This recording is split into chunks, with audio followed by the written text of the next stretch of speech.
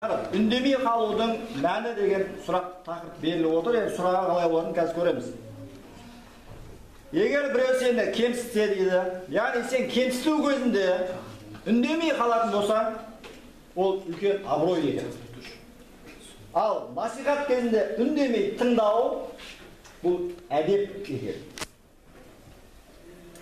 Ал өкпе реніш кезінде үндемей қалу бұл үлкен парасат.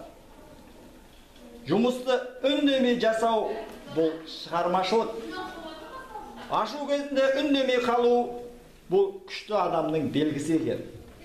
Ал жеңіс кезінде үндемей қалу бұл мына нәрсенің белгісі дейді. Яғни жеңіс кезінде үндемей қалу ненің белгісі? Екі уақыт ойлап болған сөзін шығаруға. Үндемей қалу бұл сенімділіктің